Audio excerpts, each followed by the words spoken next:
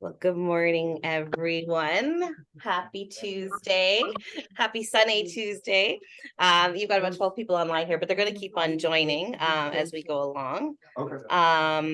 Do you want to wait like 5-10 minutes? No, it's okay. They're going to end up start joining and walking in, you know what I mean? And then I'll have the recording as well. So anyways, I just want to welcome Saad Mohammed from Atlas Mortgage. He's here to talk to us a little bit about our changing market that we're in, which is great. You're going to have people coming in all the time here. I don't know if you're going to be able to. That's fine. Right? Good. And you're good sharing, you know? Yeah. You Zoom a lot? Okay, good. I never know. People come in. I'm on Zoom all the time. I just take No worries. Yeah, it's like a part of the game. Yeah, exactly. Okay. So I will start by sharing my screen. Hello, everybody. Hello. Hi.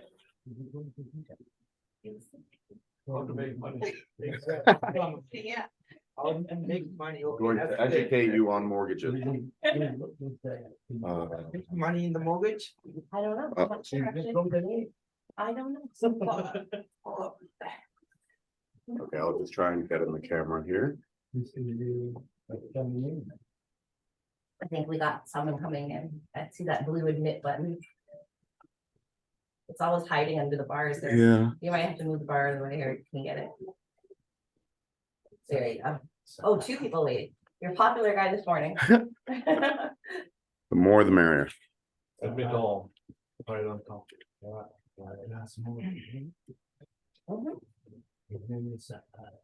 Yeah. Yes, I have an Arabic name, but I am Pakistan. He guessed it. He just said he goes, he's from Pakistan. I said, I don't Oh, know. you get it? Yeah. I usually get Syrian for some reason. Oh, you are not from Pakistan? No, I am. He is. You're But from usually Pakistan. people, Pakistan name. Oh, because usually whenever like my TD clients would be like, hey, you have an Arab name, you must be from Syria. I guess I look Syrian. Okay, so let's get started.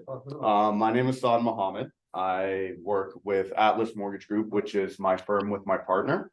A little bit about my background, as I kind of told you guys as well, but I'll speak to the Zoom as well, is I've been in banking for well over 5 years. And then before that, I have a strong sales background. I've done a lot of sales jobs, marketing jobs, and I basically have done every position at TD. So it helps with my clients because any part of the banking process, I know it.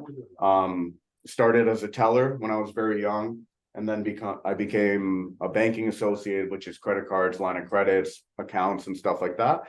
And then I think we need a charge. Okay. And then after that, I became a financial advisor. So that is when I got exposed to mortgages, investments, GIC, stocks, bonds, direct investing, and business banking. So I have a lot of experience with corporations, sole proprietorships. So it helps a lot when working with different sorts of clientele because I know the entire banking process. Originally, they wanted me to be a branch manager, but that is actually why I left, because it was all anybody's goal at the bank is eventually to leave, because you don't make the big money at the banks. You always make the big money when you leave the banks. So that's a little bit about myself. And today I just want to go through some things that are happening in the mortgage market, some new rules and programs that kind of came about this year. For some of you guys, this may be a refresher, or this may be something that is new to you. So let's get started. And please, if there's any questions, for the people on Zoom, if you do have any questions, you can leave them in the chat, and then I'll take a look at it at the end to answer them. And then for anybody here, you can just scream out a question whenever you have one. Okay, on the agenda. So today we will talk about new mortgage rules and programs, mortgage rates and what affects them, important mortgage facts, and sharing best practices. So since I did come here, I will share kind of what I do with my business and how I've been able to grow my business in this slow market. And you guys obviously don't have to picture perfect copy me, but it could give you some inspiration as to some ideas of what you may want to do. Okay, so let's start with foreign buyers. So with foreign buyers, any of you guys, have you dealt with anybody new to Canada who has kind of been a client who just came to Canada looking for a home? Anybody here? I have one right now. There you go. I have a Yeah. situation that my client is a Canadian citizen, but living in Australia. He is working there, he filed the tax and everything here too. That's And fine. he want to sell the house. It is that it's affected to like a foreign buyer, or a foreign seller or Since something he's a like. Canadian citizen and he's Canadian. PR, then no. So it's fine. I've done that with clients before who kind of live in the US, but they are Canadian citizens and. If they need a mortgage, the best bank for that is actually TD because they accept foreign income very easily. But no, that's an easier solution actually. So foreign buyers, I'm from Pakistan and one thing I know from people of my culture is when they do come to Canada, regardless of the market, they do feel some sense of pride or fulfillment to buy a home. It's like planting their roots here. So there's a lot of new to Canada people, regardless of the market, who are looking for homes. I've dealt with a lot this year. And there was some changes where, they were saying that we weren't able to give them mortgages at the beginning of the year. And then, they made various changes. So this is kind of what we're sticking with today. So work permit holders, if you have a work permit, the work permit needs to have a minimum validity of 183 days in order for them to get a mortgage. So if they're PR, it doesn't matter. PR is easy. They can do whatever they want in terms of the mortgage. But if they're on a work permit, let's just say originally they had a work permit of 365 days and now they have 60 days left. They can't get a mortgage until they renew their work permit or get PR.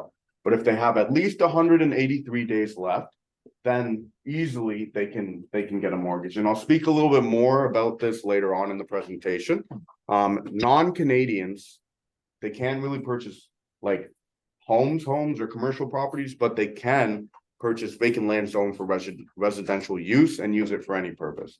It's a little bit weird of a rule, but that's what the Fed's giving us. Quick question for you. Yes. You talk about foreign, right, with the work permit? Yeah.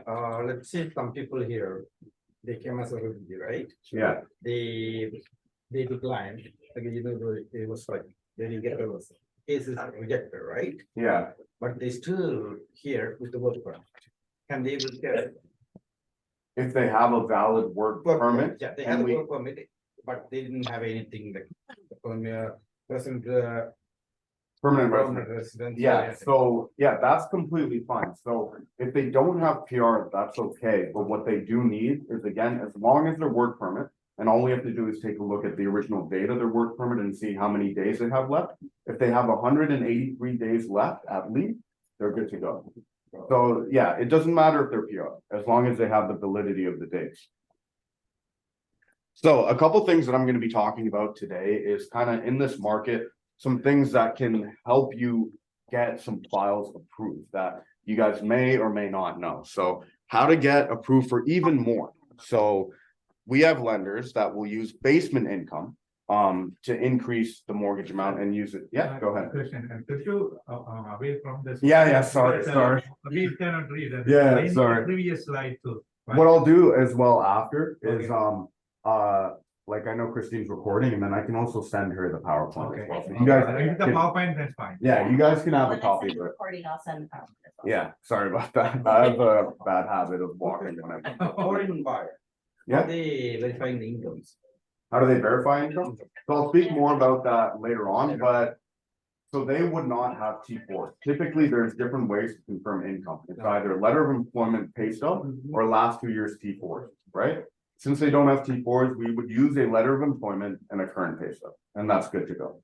So yeah, banks understand that these people have not been working for 2 years, and there's a lot of misconceptions of you need to be working for set amounts of time to get a mortgage, but I'll break that today and go through a couple things with you guys. The thing about the basement income is, so I've done this before as well. There's banks that specialize in non-conforming. It's called a non-conforming basement suite.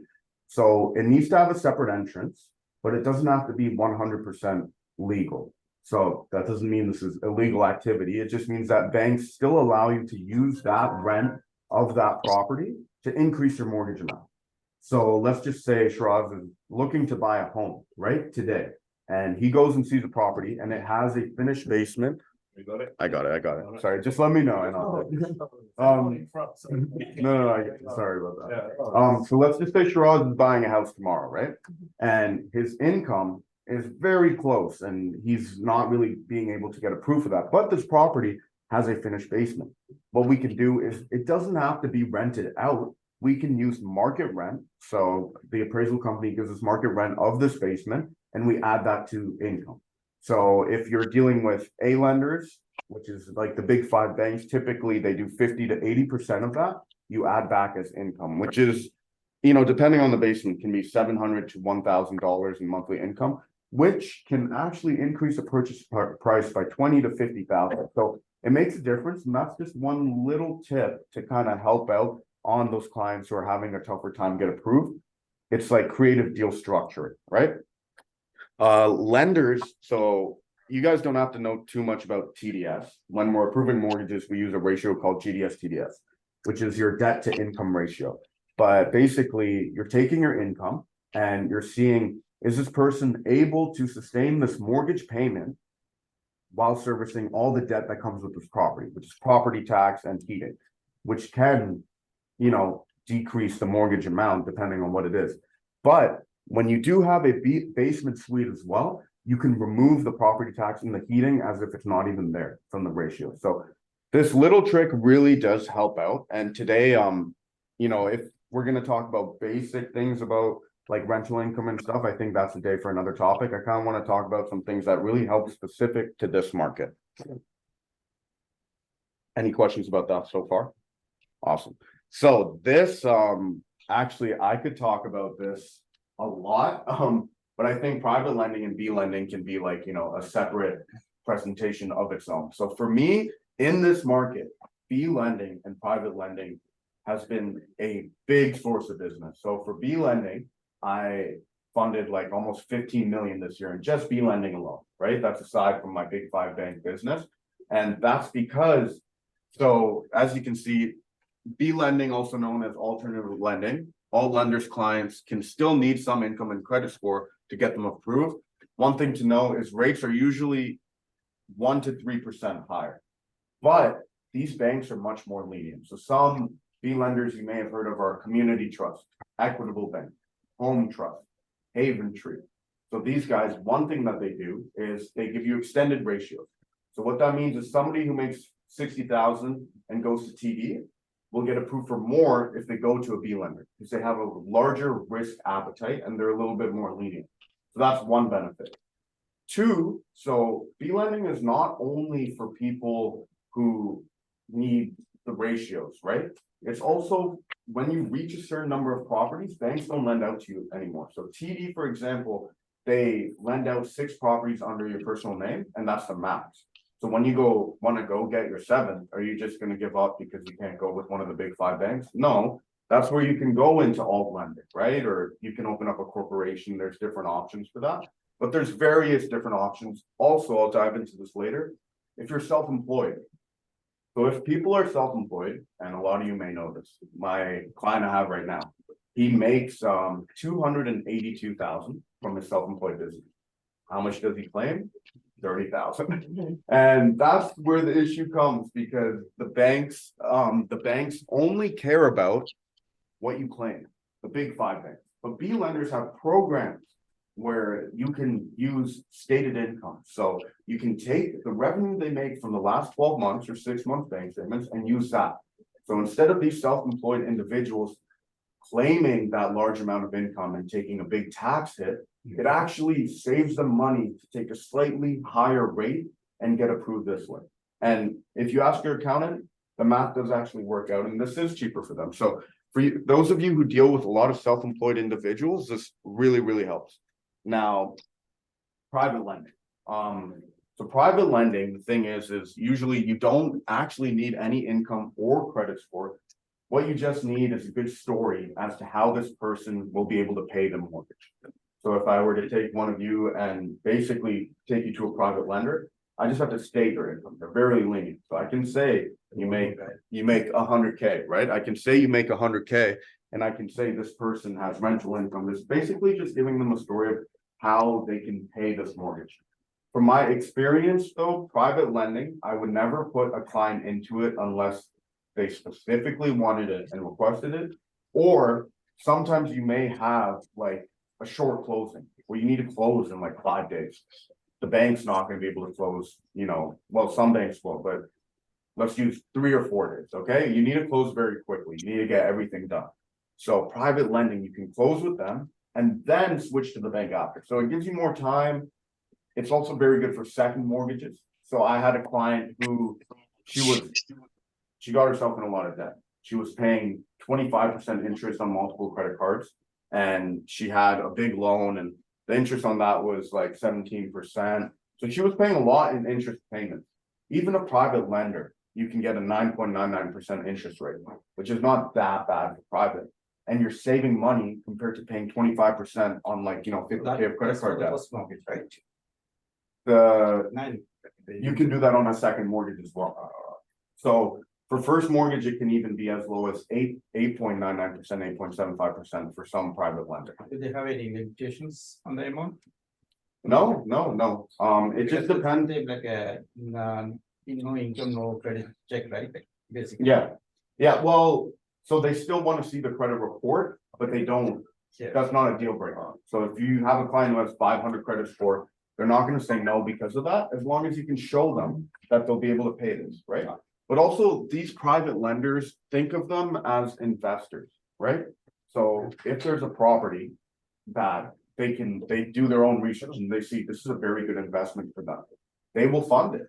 Because they are kind of banking on the fact they can take over in a sense, right? That's why you have to be smart about the situations in which you go private. But it is a good solution for a lot of clients. Now, what you need to know is with private lending and B lending, and it depends on the bank, but typically the industry standard, there's a 1% lender fee that the lender charges. It's like an application fee, when you go through B lending. There is some banks that don't charge this though, but typically it's 1% of the mortgage amount. And same for private lending as well. Now, there are some private lenders that work with, where instead of 1%, they just do a flat $750 fee. So it really depends, but I'm just telling you guys the industry standard. And then on top of that, there's usually a 1% brokerage fee, which I wish went to me, but it doesn't go directly to me. It goes to any brokerage conducting the transaction because these types of deals require a lot more compliance and a lot more risk. So there's a 1% brokerage fee typically that goes along with that. But I won't tell this to everybody, but for that 1% brokerage fee, since I am part owner of the brokerage, that's something that can be negotiable and which I have brought down for clients as well. At the end of the day, we're trying to help our clients, right? So if those fees are deal breakers, I can't touch the lender fee. I can't do anything about that. But the brokerage fee is something I do have a little bit of say in. Any questions about that? There's a lot we can talk about this, but I think we'll save that for later. So this actually, when I initially came here, I met Fadia and she actually told me about a property that she had. And I've done this before for clients as well. It's called Purchase Plus Improvement. So the property she was telling me about, she said it's actually an amazing property, an amazing location. It just needs work, right?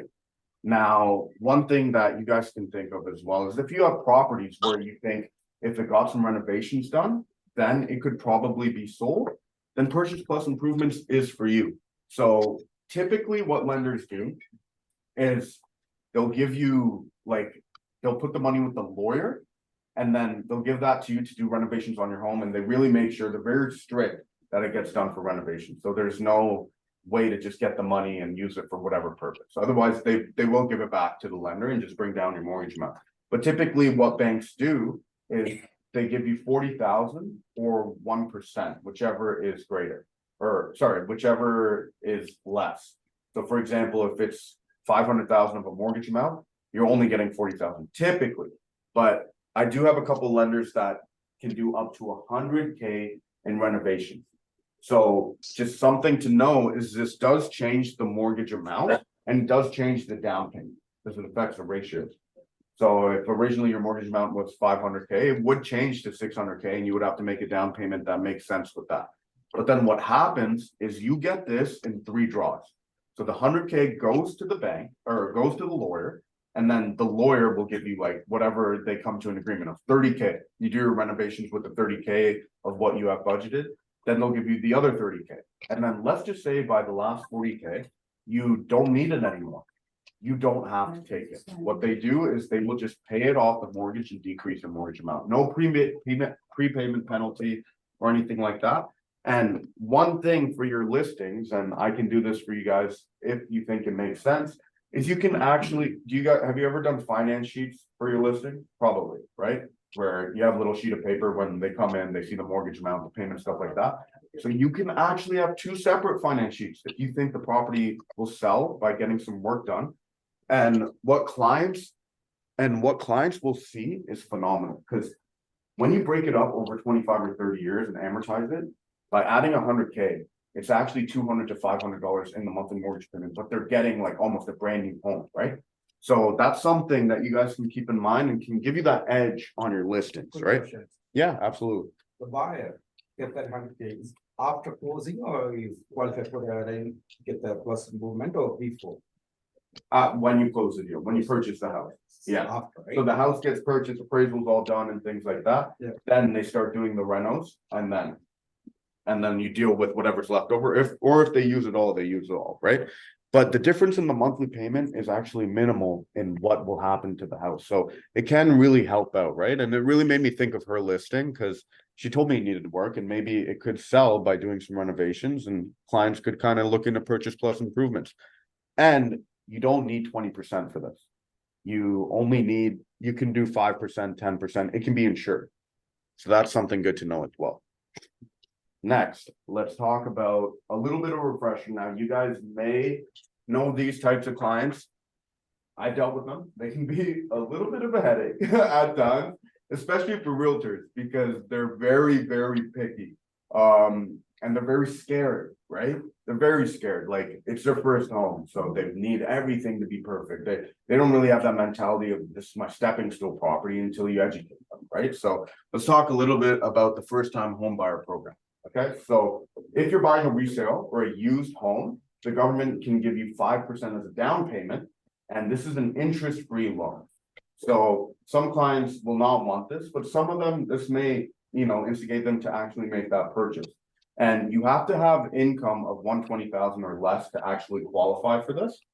But for some clients, it can be the right solution. So you get 5% from the government. It's called the first time home buyer incentive. If it's a used, and if it's a new home, you can get 10%. Now, what this can do is one, by increasing the down payment, it will lower the amount of default insurance. You guys are aware that when you do less than 20%, you take insurance, right? So it'll lower that, as well as it will lower the monthly payment. So it'll make it a little bit more affordable for them as well. But they are a limitation, right? The amount?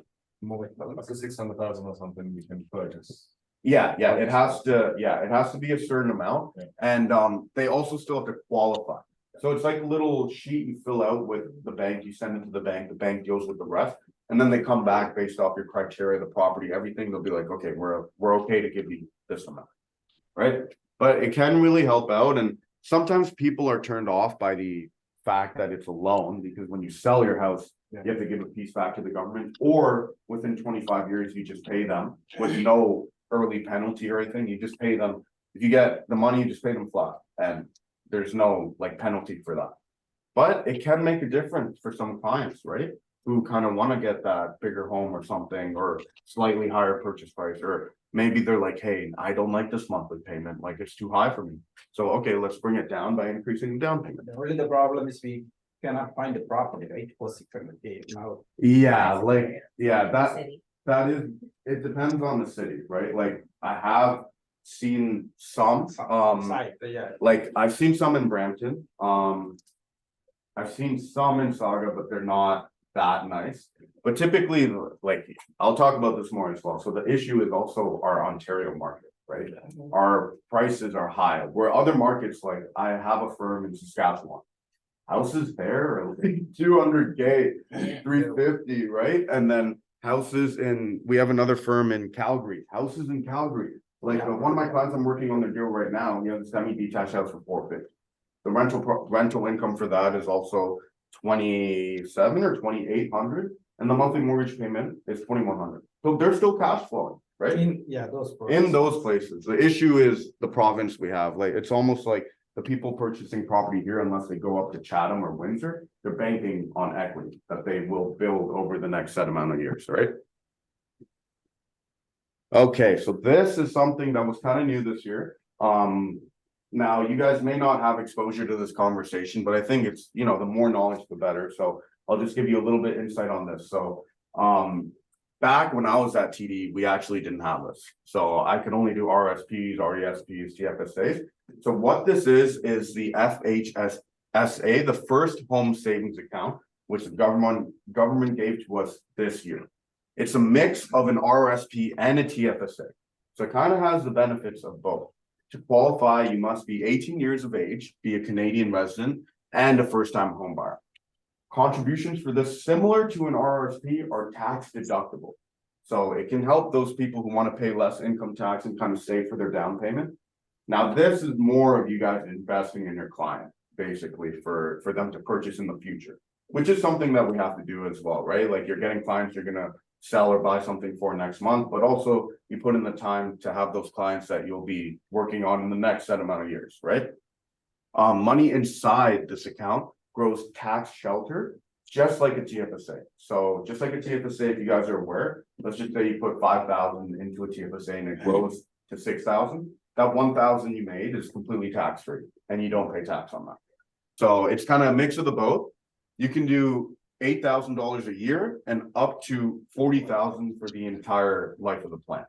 Now, the account can stay open for 15 years or until you reach 71 years of age. And after the 15 years or you reach that age, it converts to a non-registered investment, which you eventually pay capital gains on after the growth of that.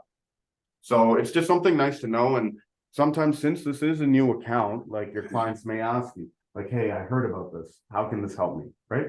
So you can kind of give them a little bit of insight. And again, I'll send you guys this presentation so you can have notes on that as well. Okay, now, yeah, let's talk about this. So yeah, this year has been nuts. We've had a lot of or not even this year, in the last 2 years, we've had a lot of interest rate hikes. And what affects mortgage rates? So we'll talk about a couple things here. One, Bank of Canada, the Fed. Every time they do an interest rate hike, what happens is they're affecting, if you guys don't already know, the prime lending rate of the banks. So the prime lending rate is linked to the variable rate mortgages, right? So every time they increase that, the banks increase theirs, and it changes the variable rate and does affect fixed rates a little bit too. But fixed rates are actually more affected by bond yields, which I'll talk about. Now, the connection to this with inflation, and I just want to give some background, if you guys don't know, of why this is happening. So basically, inflation is whack, right? Inflation is very, very high. And by doing interest rate hikes, what they're trying to do is they're trying to decrease inflation, right? And make things better for our economy.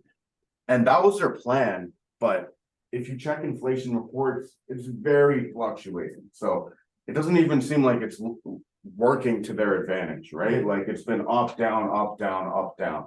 So I can tell you guys what is projected by economists in the next year. I can tell you what people are saying, but at the same time, I stress that when you're talking to your clients about this, you also let them know that, hey, this is what we've heard, this is what people are saying, but at the same time, economists have said millions of things before which didn't happen, right?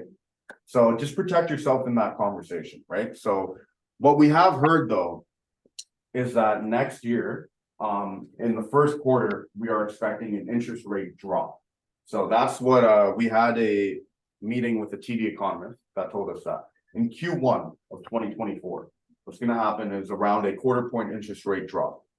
If that happens, that's amazing. That would be great for all of us, and it will really excel the market. Some people, some other economists, like so my brokerage is actually under DLC National, so they do some seminars with us as well, Dominion Lending Centers. And some economists from there say that rates might even go to as low as 3% by the end of next year. That, again, would be phenomenal. But there are high hopes that something will happen in the market. Now, what you guys can tell your clients, if you want to advise on this or leave this to the mortgage broker, is this is great opportunity for variable interest rates, because if they get a variable interest rate and then rates start to die down, they're gonna be saving money, right? Unless clients ask for it, I wouldn't even really recommend a 5-year fix right now, even though it is the lowest rate. Like, I don't think these rates are gonna stay that high for the next 5 years. What is expected is maybe 2-3 years, 1 year if we're lucky, but at least 2 or 3 years, right? So that's something that if your clients ask you like, hey, what rate do you think I go with? You can tell them, look, this is what we're hearing over the next year, we are hearing that interest rates are gonna go down. So it might be smart to go with a variable rate. And one thing that a lot of people don't know is if you go with the variable rate, you can switch with the same bank to a fixed rate anytime, no penalty. So they can start variable and then if they're like, this is too much, they can switch, no penalty, right? So that's something a lot of clients don't know as well. And it can help out, but either that or 2 or 3 year fix would be my suggestion. Now, bond yields are what are affecting fixed rates. So one thing is, do you guys know where do the banks get their money to fund their mortgages? And there's no wrong answer because you guys don't have to know it. But what do you think? Where do they get the money to fund their mortgages? Investment. Yeah, but from deposits.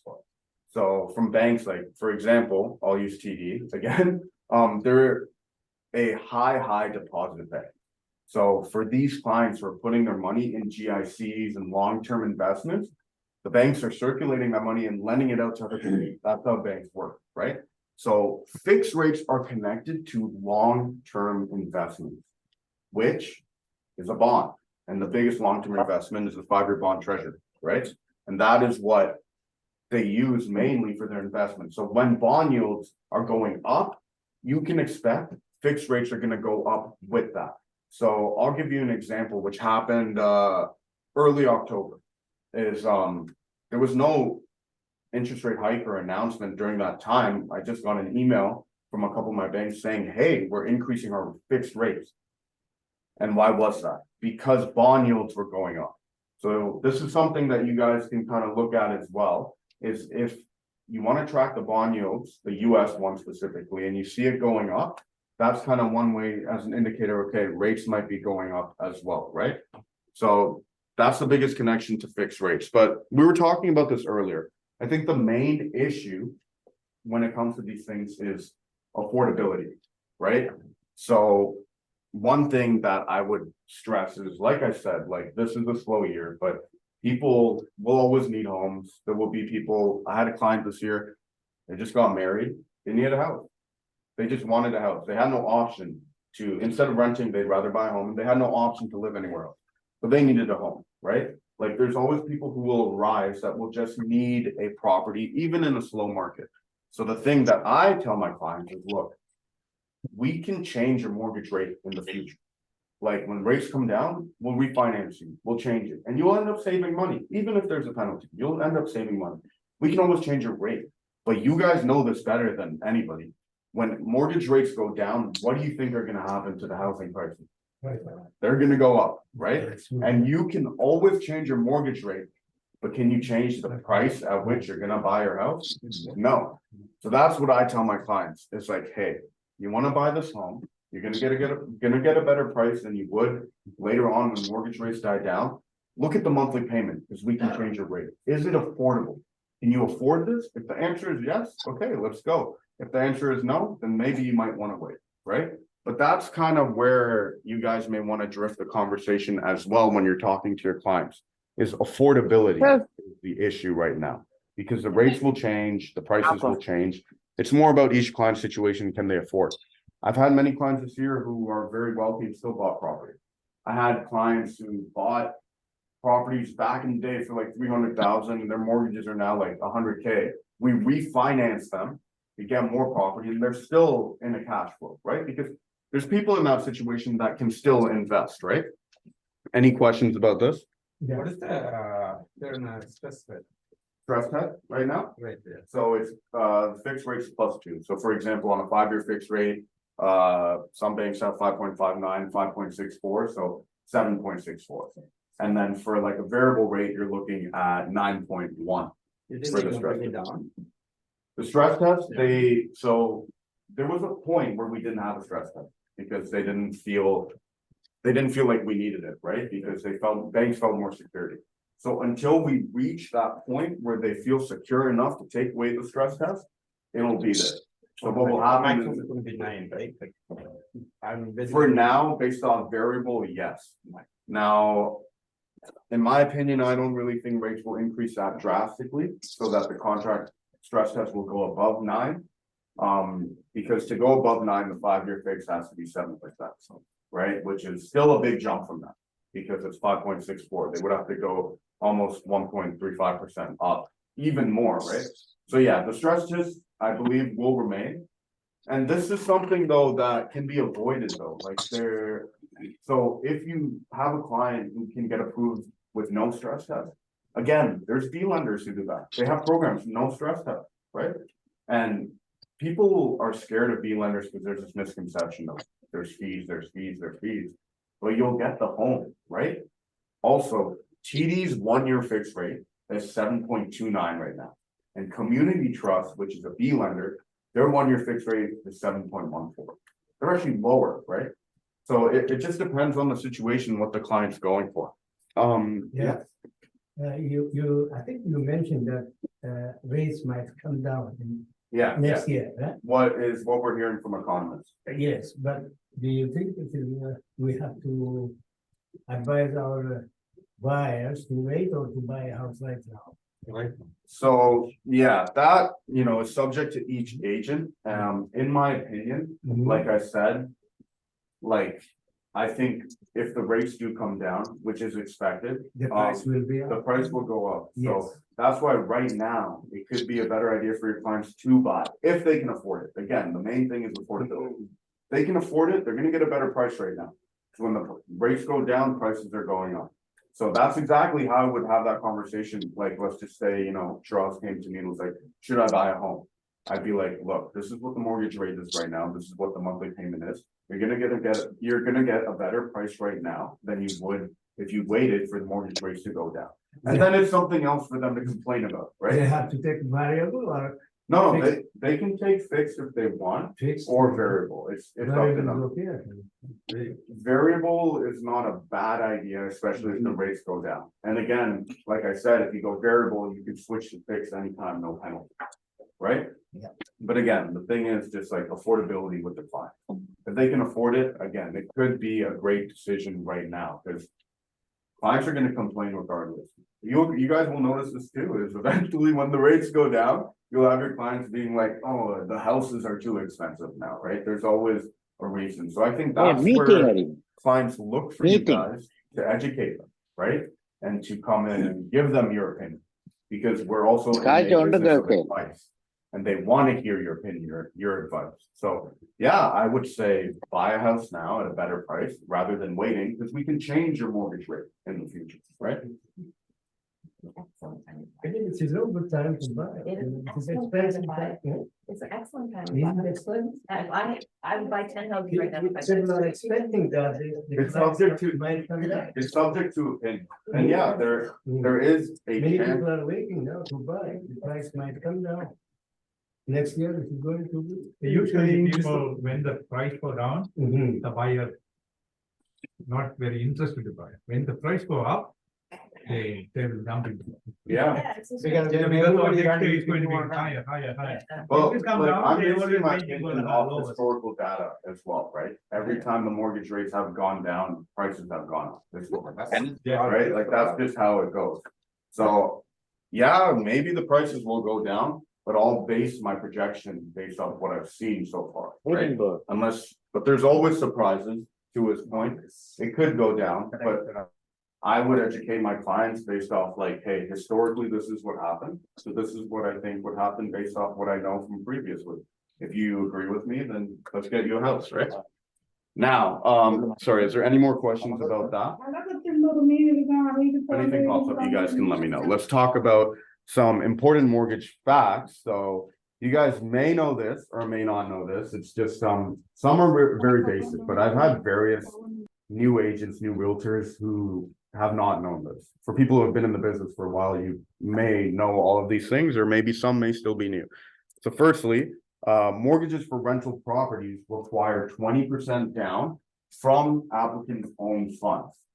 So when you're buying a principal residence and you're buying your own house, you can get gifted funds from immediate relative, right? But when you're buying a rental property, the banks don't like if it's gifted because they're thinking, hey, if you're getting a rental property and you're getting the funds gifted, then you can't really afford this. So why are you getting it, right? That's how it looks to them.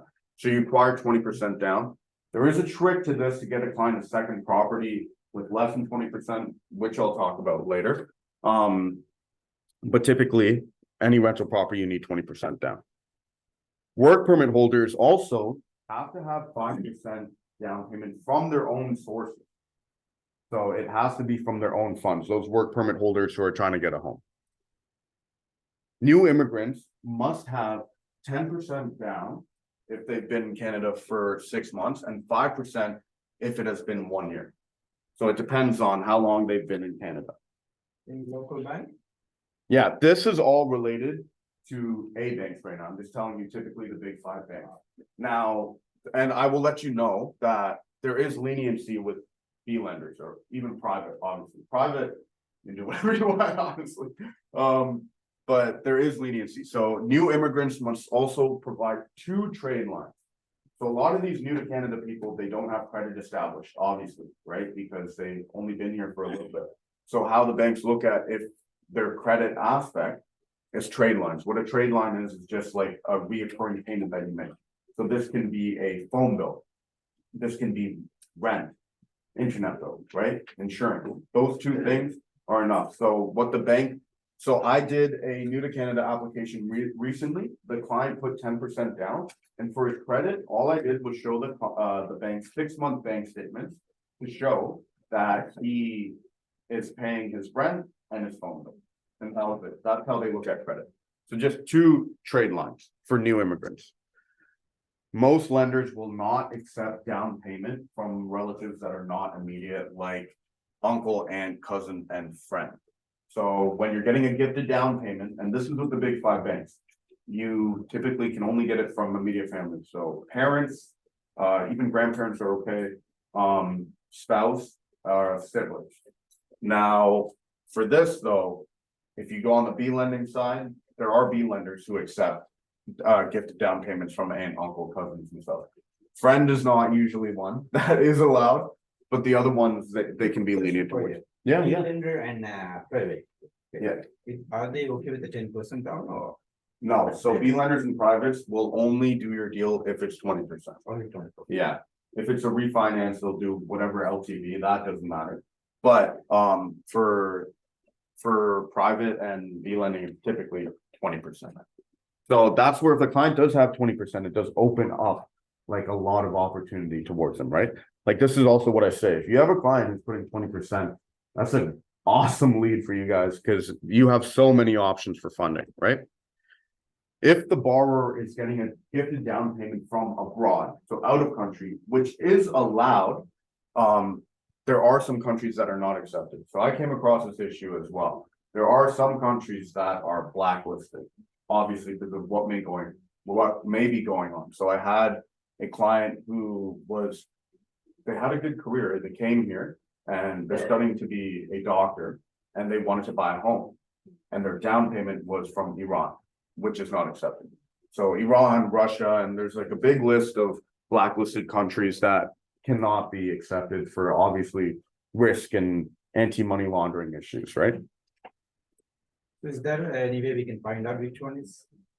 Yeah, like if you guys, well, so typically what I do is, if you guys have a client, then I'll just check with the bank that we're using and then ask them. Or I can send Christine a list if you guys want of the blacklisted countries as well. Yeah, why not? It could help out. Okay, so also, again, so I spoke about this earlier as well, is like people have the misconception that you need to be working for set amount of years to get approved for a mortgage. Or if you're on a 1-year contract, you can't get approved.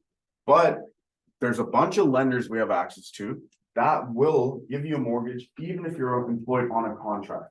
Even the big 5 banks, RBC does this, TD does this, right? Scotiabank does this. If you're on a 1-year contract, you can provide a letter of employment and a pay stub. and even like maybe some support of some T4s, it's all about the story. You can still get it done. So that's another misconception. If some clients, and why I want to speak about this is some clients have come to me and been like, hey, I want to get a mortgage in 1 year because I've only been working for 6 months. Why does that matter? Are you out of probation? Yeah. Can you get a letter of employment? Yeah. Do you have a pay stub? Then we're good to go, right? You don't have to be working for the 2 years. So that's for the just newcomers or? No, everybody. Yeah, contract workers in general. Yeah.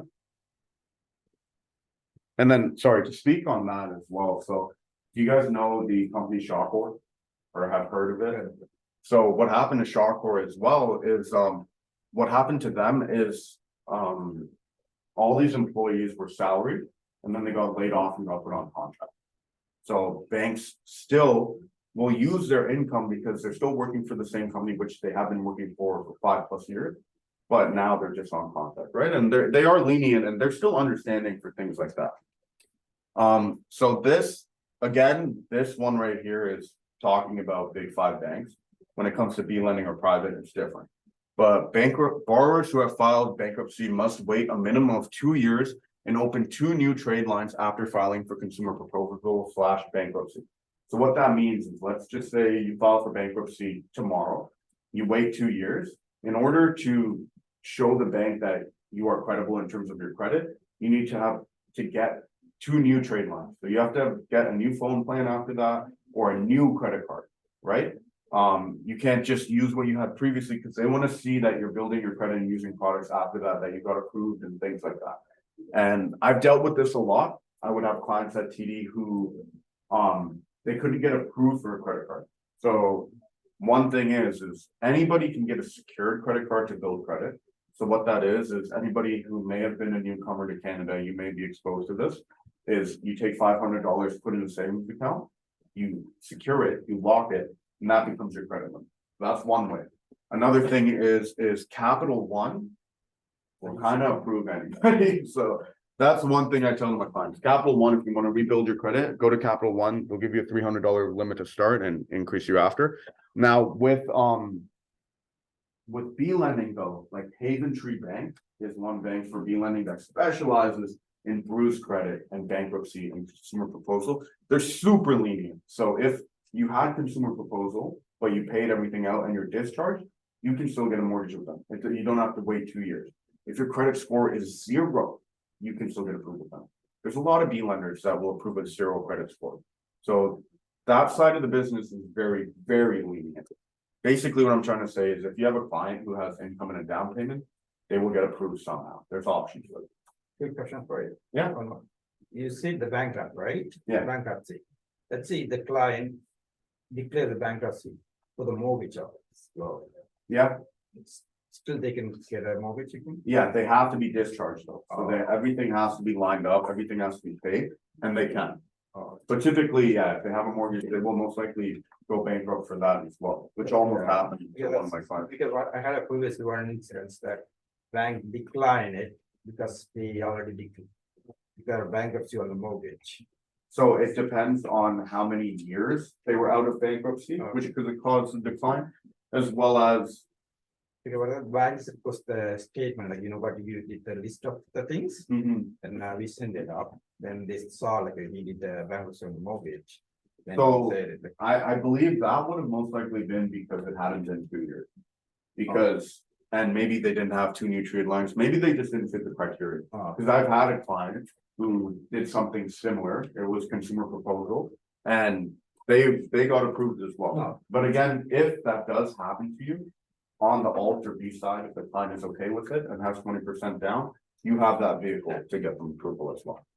This is something in this market that can help so much, is to get co-signers. And one thing is people think that when you get a co-signer, oh, this person has to stay on my mortgage for 5 years, or like the person you're asking may be like, oh, I have to stay on that for 5 years. I don't know if I want to do that. I want to buy my own house in like 2-3 years, right? So it's called remortgaging. So let's just say I get you need a mortgage and I co-sign with you and you go on a 5-year fix. 2 years in, you get a raise and now you have enough income to do it on your own. I don't have to stay till the end of the 5 years. They just remortgage, so we do an application with just you, there's no prepayment penalty. There's a small fee of $250 and $750, depending on the mortgage amount and the rate and things like that. And then you get to have it on your own, so this comes in handy, you can tell your clients this. It's like, hey, you can't get approved right now, but do you have any co-signers that you can add on for like a year or 2 years, or maybe dad can come on for a year or 2 years, or mom, right? Like, it happens all the time, and people are kind of off put by this because they think they have to stay forever and then they can't get their own mortgage, but that's not how it is at all. Okay, so sometimes we spoke a lot about this, but sometimes B deals are better than A deals, specifically for a certain type of client. If they have low credit score, or even if they're self-employed, right? This is something that happens all the time. Is we spoke about this at the beginning, it's just because a client's business is making high profits does not mean that they will get approved easily.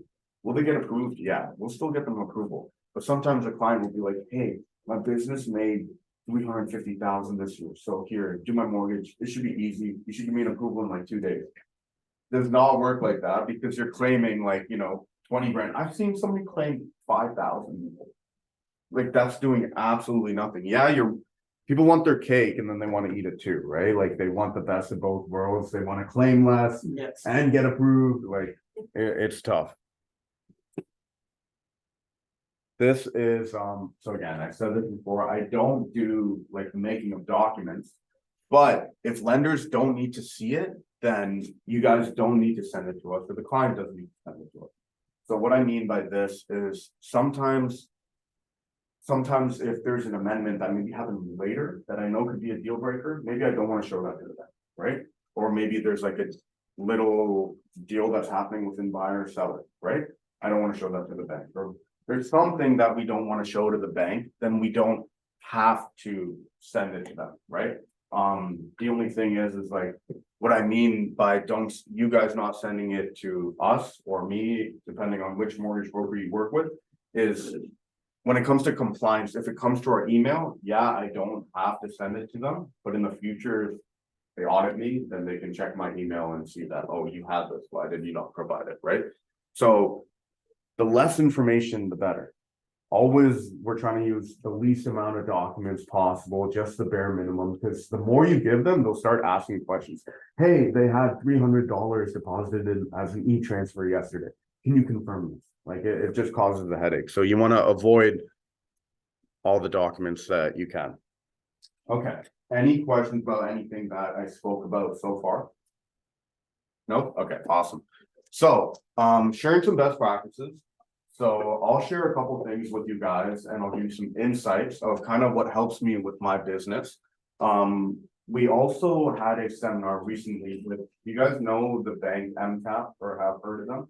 So MCAP's a big mono lender. A mono lender is like an A bank that is online that has very competitive rates, but they don't typically have branches, or they are mostly an online vehicle, right?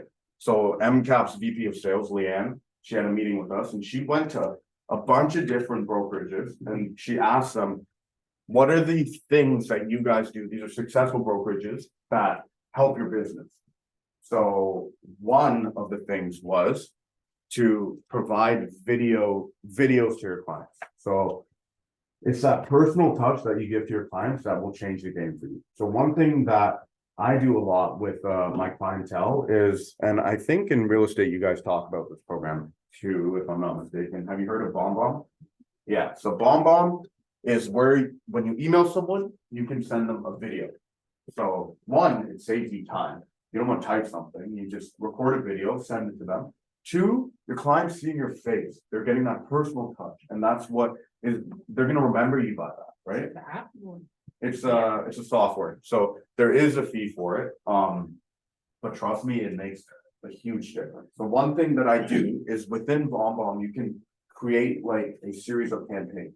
So I have this 12-month campaign where every single month, my client, when I onboard them, they'll get a video, put their email in, and then every month, even if I don't do a mortgage for them, every single month, they're getting a video from me.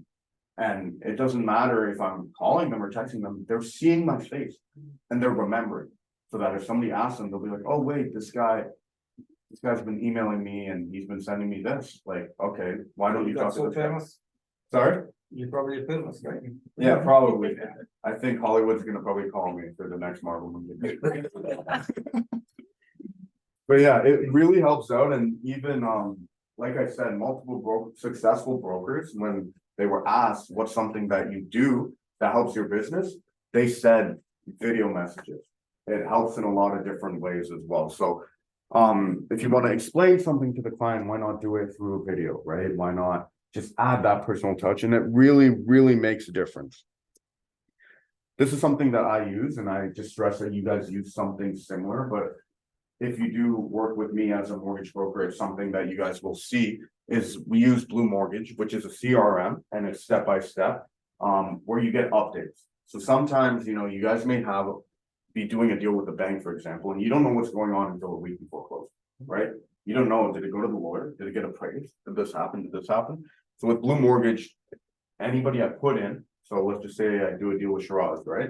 I put in the client, I put in Shiraz. So when it gets sent to the lawyer, when it's sent for appraisal, when their pre-approval changed to a firm approval, when all conditions are fulfilled, you'll get an update. And this type of CRM is very important, I feel, mainly between the broker and the real estate agent. And then MailChimp, everybody's heard of, but again, this is just to keep up with your clients, right? Like I've had clients that I talked to last December, which now I'm doing a mortgage with them. And it's because they're getting things from me, right? You're building a long-term relationship. Like anybody can find a client and get paid tomorrow. But what are we doing to get paid next month and next month, and next month, and next year, right?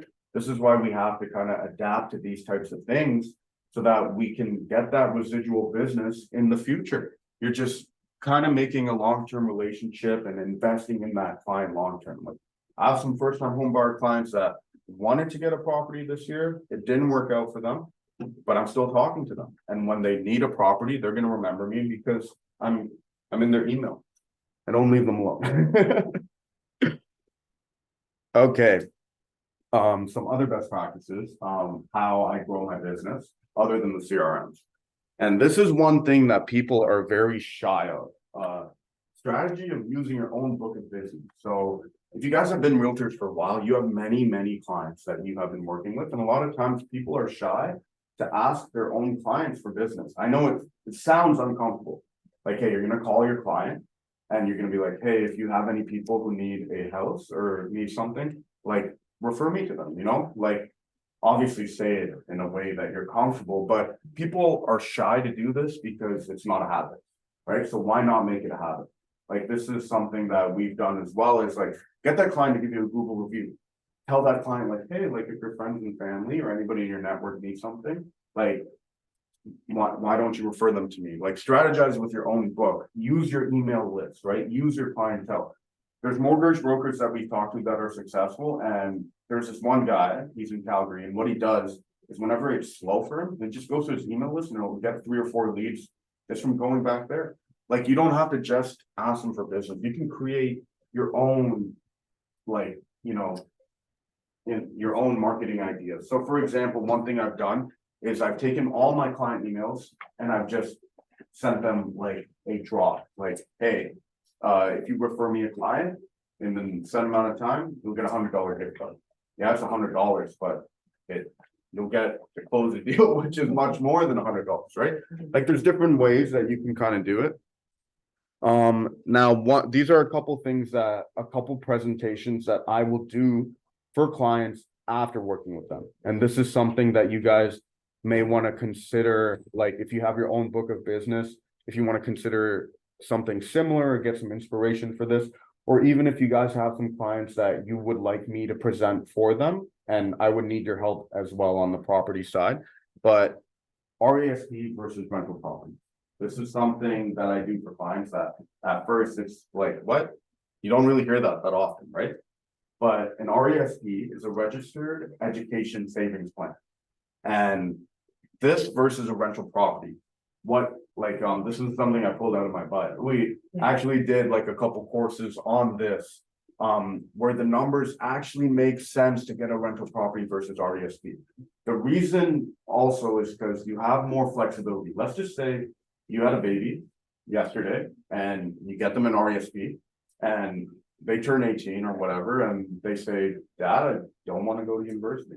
I want to do something else, right? I want to do my own thing. What happens to that? You have to either take it out, pay tax, or you roll it over into your RSP, which you're gonna pay tax later when you pull it out anyways, right? Or you're restricted. But this is something where we can do a presentation with your clients through Zoom or in person and be like, hey, look, this is how much you would make if you did an RESP. This is how much you would make if you get a rental property. And if your kid doesn't go to school, you can give them the property or you can sell it and use that for whatever you want, right? It's just these types of things I think is important for us to get creative in our business. Another topic is lifestyle reverse mortgage plan. So reverse mortgages, this, I've done some senior presentations on this. And the sad thing about like Canada as well is a lot of times people don't have a savings plan in terms of retirement. What they do is they put all their savings into their house and they pay their mortgage, So all their money is in their home. Now, when they turn 65, they retire and CPP and OAS is not enough, right? So reverse mortgage is a great way for them to kind of not make any payments and get paid out as well. I'll give you guys more details on this in the future. That's a separate topic. But this is also, I have clients who have gone reverse mortgage to give a down payment for their kid, right? Or for education. There's so many different ways you can use this. And then I talked about this as well, how to buy your second property with 5%. So when someone buys their first house, principal residence, you can buy them a second property by listing it as a second home. They can still rent it out, but we would list it as a second home, which only requires 5% down. Any questions about that? I didn't get it.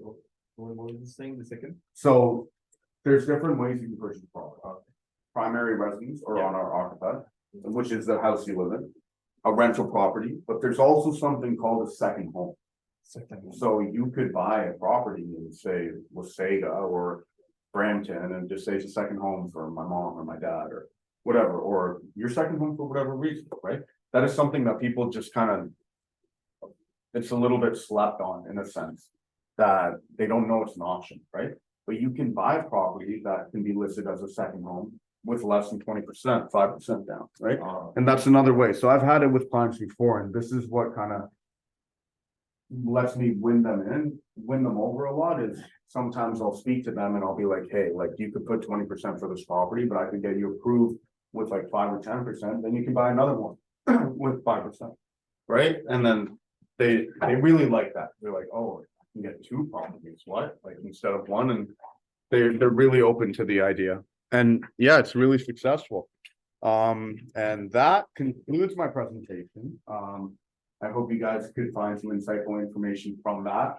And there are a lot of topics that I think we could talk about like in the future as well, like FNB lending, private lending, or even refinancing in general could help. But yeah, here is just a QR code for my contact. I decided to go digital because in this day and age, like I think if I were to give you my business card, it would be awesome.